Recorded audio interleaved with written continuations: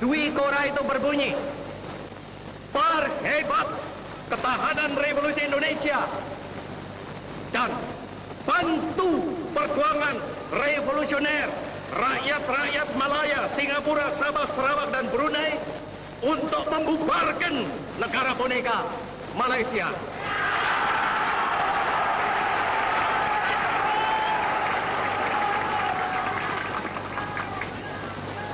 Semoga rahmat dan taufik Tuhan beserta kepada kita. Demikian Dwi Kora, saudara-saudara.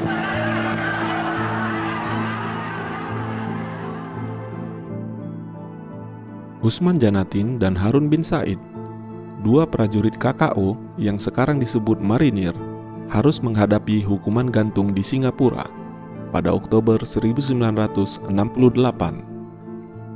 Mereka dituduh bersalah atas kasus pengeboman gedung McDonald House di Orchard Road, Singapura.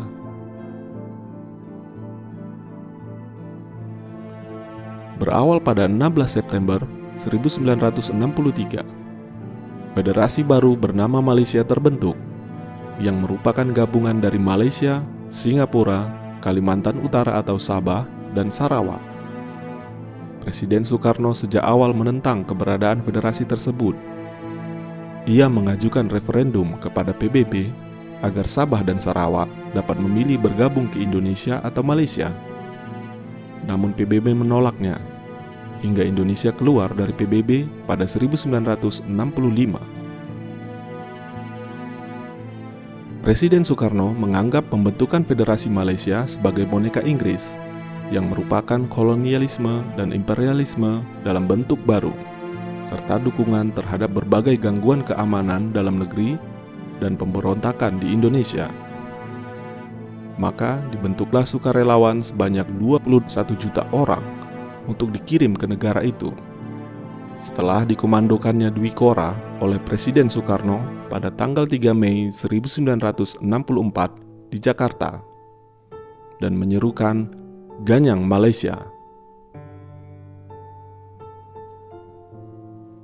Pada Maret 1965, Usman, Harun, dan Ghani bin Arub mendapat tugas khusus dari Komando Operasi Tertinggi atau KOTI untuk memasuki Singapura sebagai bagian dari perkuatan militer Indonesia untuk membantu para sukarelawan Indonesia di wilayah musuh.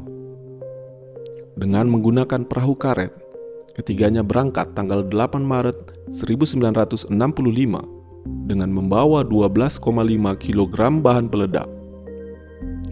Mereka mendapat perintah untuk melakukan sabotase ke sasaran-sasaran penting di kota Singapura. Sasaran tidak ditentukan dengan pasti, jadi harus ditentukan sendiri. 10 Maret 1965, mereka meledakkan bangunan McDonald House yang terletak di pusat kota. Peristiwa itu menimbulkan kegemparan dan kekacauan bagi masyarakat Singapura. Setelah melakukan aksinya, Harun dan Usman melarikan diri dan berhasil mencapai daerah pelabuhan. Sedangkan Ghani bin Arub mencari jalan lain. Kenapa harus McDonald House? Isu perbedaan ras di Singapura menjadi alasan kenapa McDonald House menjadi sasaran teror bom. Karena sebelumnya Singapura dilanda kerusuhan antara Cina dan Melayu. Pemerintah Malaysia dianggap kurang adil terhadap kelompok Cina, padahal mereka adalah mayoritas.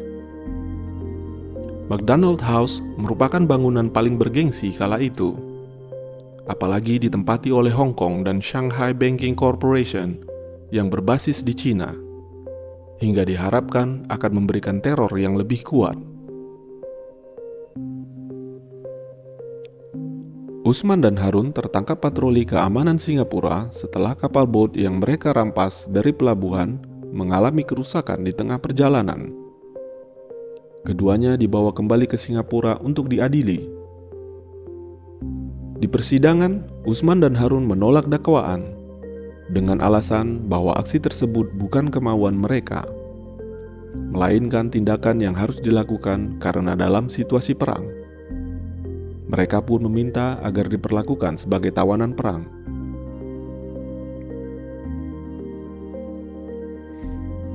dalam 3 tahun melalui masa persidangan, pemerintah Indonesia melakukan berbagai usaha diplomasi untuk meminta keringanan hukum. Bahkan Soeharto yang baru saja menjabat sebagai Presiden Indonesia mengirimkan surat permohonan kepada pemerintah Singapura. Namun Singapura enggan berdiplomasi. Mereka tengah mencari eksistensi sebagai negara kecil dengan menggunakan rule of law yang harus ditegakkan agar dilihat oleh dunia. Akhirnya, pada hari Kamis, 17 Oktober 1968, tepatnya pukul 6 pagi, keduanya harus menjalani hukuman gantung di dalam penjara Changi, Singapura. Jenazahnya kemudian dibawa ke Indonesia. Setibanya di tanah air, dalam perjalanan menuju Taman Makam Pahlawan Kalibata, jutaan masyarakat berdiri di kedua sisi jalan yang dilewati iring-iringan jenazah untuk memberikan penghormatan kepada kedua prajurit pahlawan bangsa. Tak sedikit pula yang meneteskan air mata.